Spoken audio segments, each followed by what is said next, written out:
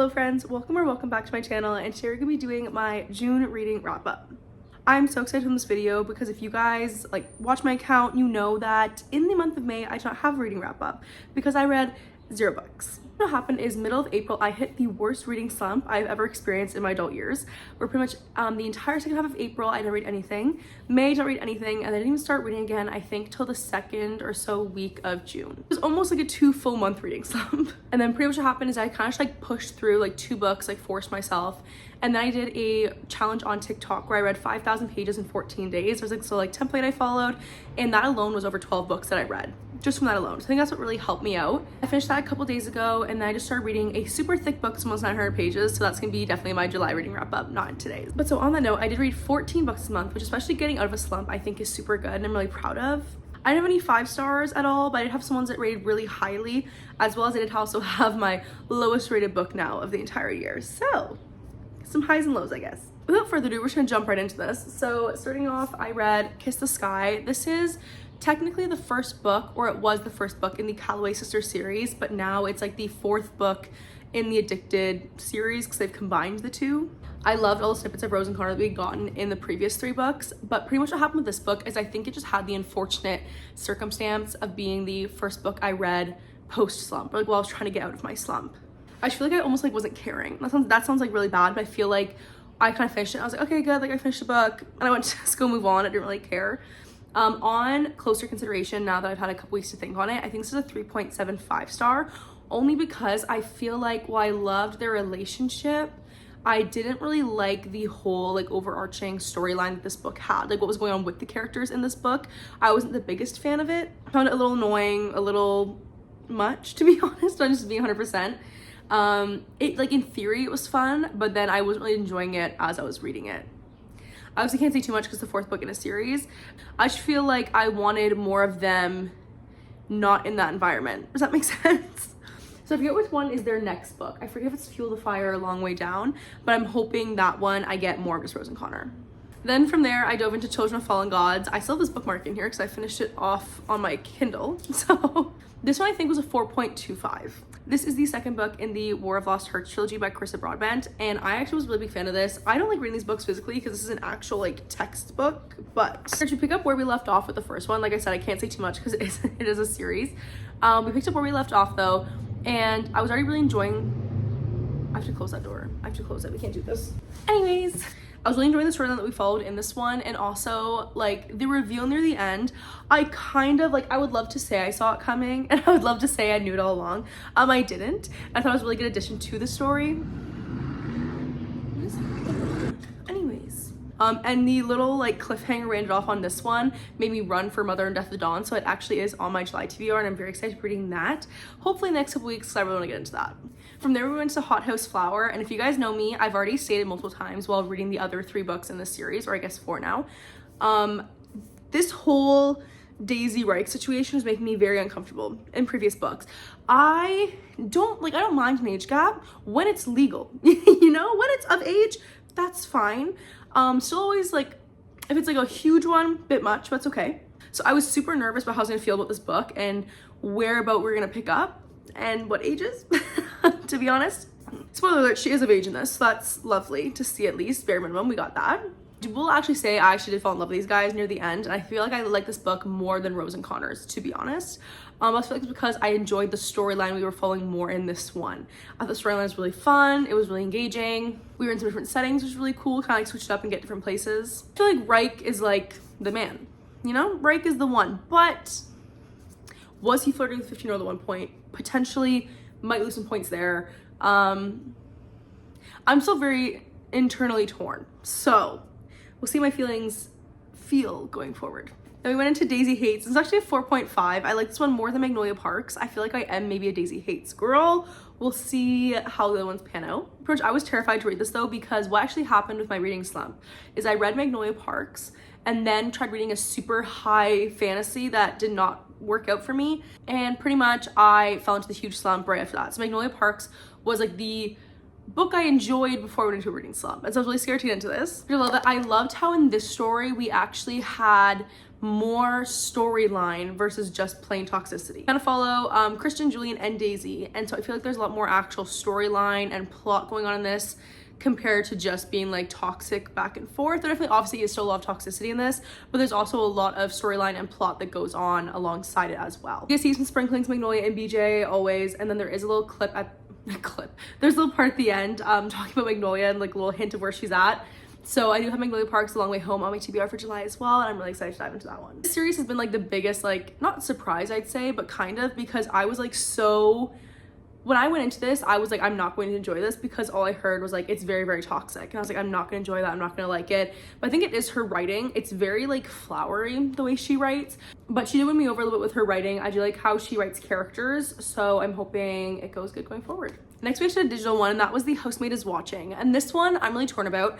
I feel like a lot of people have read this book have said they really did not enjoy it.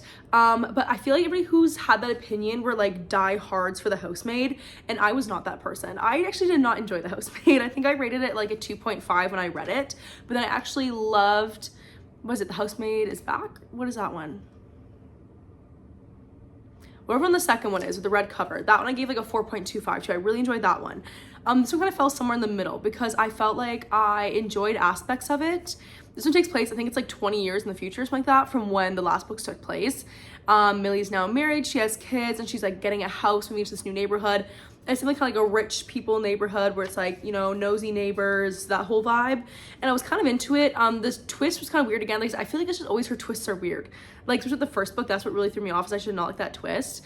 I think this one was kind of weird as well. It wasn't like too bad, but I liked it less than the second, more than the first. So there's that. Then I read Butcher and Blackbird. If you guys don't know, this is a book that I had started back in April before my slump hit. I was like 100 pages in, and then I just slumped and never picked it back up again. So when I reread it this month, I'd actually just reread from the beginning to make sure I had like a full overarching view of it, and I wasn't just like kind of forgetting or like not really remembering those first 100 pages correctly. I did enjoy this one. I do think it was definitely gory. Like, people are like, oh, it's so gory. I didn't find it very gory, but also like I watch Criminal Minds when I'm bored. So take that for what that is. I'm a big lover of cookies and cream ice cream. I have not had it since I read this book, but I'm not sure if it's gonna be ruined or not. Potentially could be. First, this book is about two serial unalivers who go for the bad guys. They're the bad guys who get the bad guys, pretty much. And every year they hold like a competition, the two of them, to like see if they can get this person first. It's like a little romance for them. I love that for them. I did pick up Leather and Lark. That's also on my July TBR. If you guys can't tell, I'm trying to finish a lot of series in the middle of. So I'm very excited to pick that one up. And I know she announced the next book too. I forget what it's called, but it comes like an orangey ready vibe going to it. And it looks really cool. So I'm excited to read that one as well. My Cassandra Clare, I love this woman. Lord of Shadows is a 4.75 star. And this is a problem I'm having with the Dark Artifices so far, is that the first book, Lady Midnight, was a 4.75 because I had 5-star feelings the entire time. And then the last like literal 10 pages knocked down to 4.75 because I did not like the way we were going. Like, I knew why we had to do it, but I still wasn't a fan of it. You know, I didn't want it. So going into this book, obviously what had happened in those last 10 pages was going to be a huge thing going into this book. So I feel like this book I liked a little bit less because we were still dealing with all that. So I feel like this was like a 4.5 until the last chapter, which made it a 4.75. I can't really speak a lot on this because it's the second book in a series. I feel like I keep saying that. I'm so sorry. But pretty much we picked up right where we left off, and the last chapter of this book is foul. Literally, luckily I had reached home by the time I was like kind of getting into like the depths of what was gonna really happen at the end there. I remember sitting in my car and just be like listening to the audiobook and just like being crushed. And then rereading it again when I came to my house and just bawling. So she did us dirty. I actually am reading Queen of Air and Darkness right now. I just started it. It's on my July TBR, but I picked it for like a challenge, and so I'm reading that and I am terrified and already very sad again. So but once I finish that, I'm almost done Cassandra Clare's book she has out now. I just read the last hours, and then from there it's like her like the Eldest Curses, like some like the like standalone ones. And my goal is to finish the Shadowhunters by the end of this year, so I'm doing pretty good. And then I read Swift River by S.E. Chambers. This is actually an arc that I'm gonna post like a whole review about on TikTok separately, but I gave this a 4-star. I actually did really enjoy it. So Diamond, they call her Di, and on the day that this book starts, it's like the 7th anniversary of her father's disappearance. But pretty much because there's always like potential sightings and things going on with him, they can never actually claim his insurance money for his life insurance, and so pretty much the 7-year mark is when they can claim it. this money is really important to them. They don't have like really the greatest life. Her mom like has her hitchhike everywhere, which is very safe. So huge storyline for this book as well. She's trying to get her learner's permit, and the things she goes through trying to do that.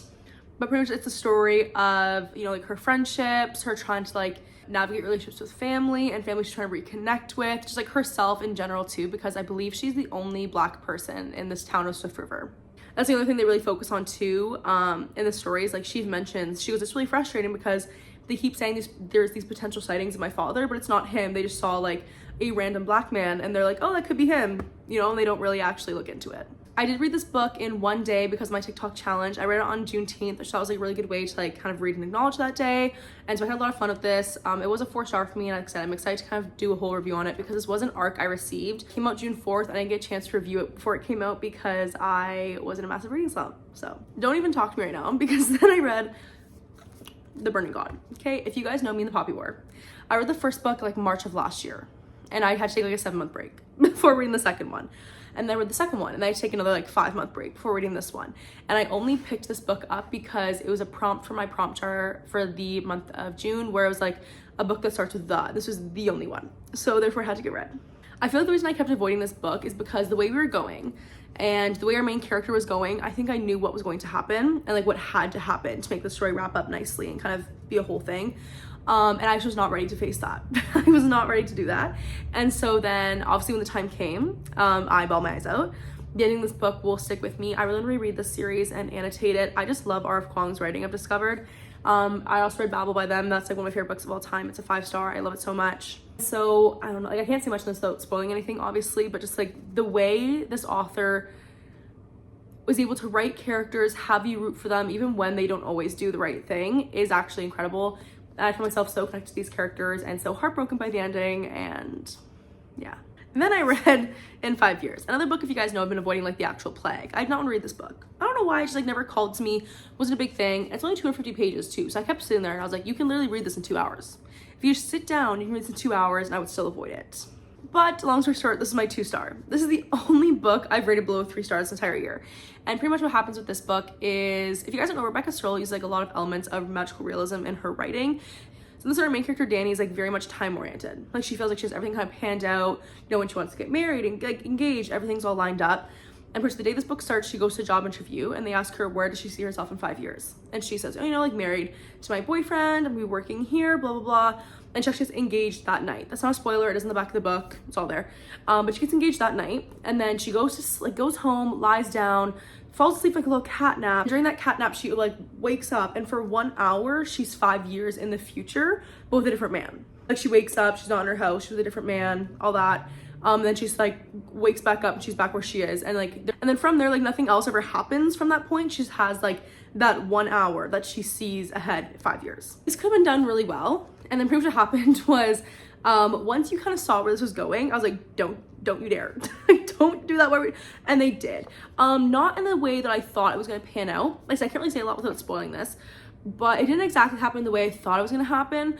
But still, like, I feel like the way she did it, it was almost like to not justify, but kind of be like, oh, you know, that's why, like, there's a reason. No, there's not. Like, the ending of this book made it even worse, in my opinion, what she did and what happens. This book actually gave me the same kind of letdown feeling that Every Summer After gave me, where when I read that book, I was like, is this gonna be a 5-star? Like, for the first like 100 pages, I was like, I love this.